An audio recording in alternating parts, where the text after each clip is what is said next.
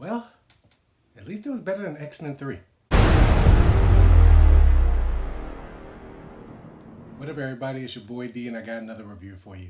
This weekend, I went out and saw Dark Phoenix, in some places, X-Men Dark Phoenix. This is the fourth movie in the First Class series of movies that started a few years ago, and probably, like the 10th or 12th X-Men movie all along.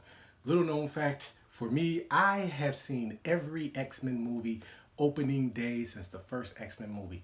It's something I'm proud of. It's nothing big in the grand scheme of things, but something I'm proud of. So I had to go out and see this movie, even with everything this have went through. If you didn't know, it was originally supposed to come out in November, along with New Mutants was supposed to come out in like April, but that got pushed back. This got pushed back to February, and then after that, it got pushed back to June. I guess they were trying to get that summer movie money. I don't know. They had to do major reshoots on the movie. It had focus groups didn't like it. Going into this, I was like, okay, something is wrong with this movie, but I am going to try to go in with a open mind to everything. I enjoyed parts of this series, so let's see what we got. And I have to say, it was a major letdown. With Marvel or MCU, Disney buying 20th Century Fox, the X-Men are finally coming into that. And they have stated that Deadpool is the only thing that's really crossing over. Everything else is getting rebooted or scrapped. And this whole franchise, which is a 20-year-old franchise, just went out with a fizzle. Instead of a bang, it went out with a whimper. I was let down. The movie was just really, really inconsistent. So let's get to the positives. First up, Sophie Turner did great as Jean Grey. When she was originally hired in X-Men Apocalypse, I wasn't sure what she was going to be able to do with this. She was more like a cameo because she was famous from Game of Thrones, but she proved her mettle in this movie. She did what she could with what was given to her, but she showed her emotions well. It was a good story. I enjoyed everything about her. They got Cyclops how I liked him. He showed a little backbone. He stood up to finally become this leader. I enjoyed that a lot. The score was great. Hans Zimmer was brought back out of retirement to do this movie. The action sequences are great, and each of the major mutants got a time to showcase. Storm, Nightcrawler, Cyclops, Beast. Everybody got to show off a little bit about this. Those are some of the major things about it. The downside is that nothing adds up from what it originally did. As I said before, you create the world, rules of the world, you stick to the rules of the world. Stuff was happening in this that didn't even play off what happened in the last movie. It didn't add up correctly. You had Jennifer Lawrence wanting to leave the series.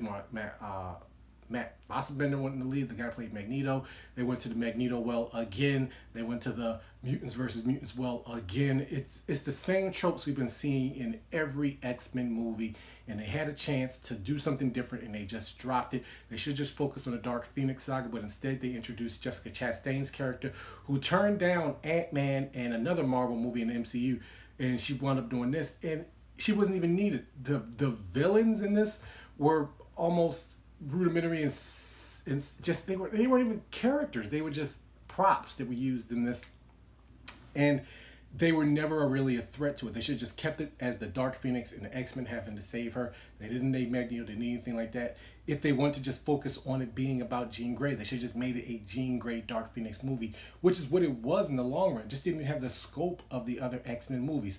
Also, how do you explain to me that First Class happened in like the mid-60s, like after the Cuban Missile Crisis? So they would guess they're in their 20s, and now it's like this movie takes place in 1992.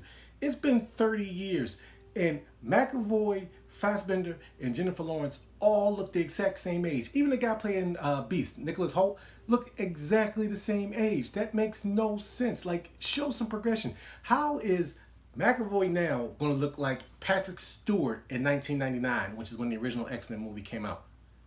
It's not adding up. I guess I get a no prize. Or maybe the apocalypse stuff affected Professor X and gave him extra power. Maybe I don't know that, but y'all got to show some kind of aging. It's like it's the 90s. Also, it takes place in 1992. There was nothing in this movie to tell you this was 1992 except for something that said Endeavor and something that popped up on the screen that said 92. Other than that, you would have think this movie took place in 2019. There was nothing to set it apart. The whole part about the First Class I liked is that each one was in a different decade. You had the 60s, the 70s, the 80s. Each one looked like that time period. And this one, it just didn't do that. Then you had characters that were main reasons we saw and liked these movies, like Quicksilver. They got like no time in the movie. I don't know if it was just scheduling conflicts, they didn't have enough for the character. it just didn't add up. I was left underwhelmed and wishing for more. And this was something that's supposed to be big and epic, and it just felt mundane and small. And it wasn't small in the right way, like Logan. The guy that directed this movie actually helped write Logan. If they wanted to make it more like that, then cool. But it just didn't give that feel that I wanted. The funniest part is that there's actually a scene where they're captured by a group called the MCU, and they actually say like, let us help you, almost like 20th Century Fox saying like, no, don't cancel this series, we can still do good for you, we can help you guys. So I found that part funny. The humor was nowhere in this movie. It tried to step on stuff about the dark sides of certain characters. There was no build up over the previous three movies, and you just left wanting to know like, okay, that's how they're going to go out. And it didn't even add into the other movies. It even brings down Days of Future Past because of the end of this one. So, in the long grand scheme of things, pass on this one, y'all. Go see something else. Wait for it to come on video. I'm just so let down by this. That's gonna do it for me. I don't even know anymore. I'm out. Peace.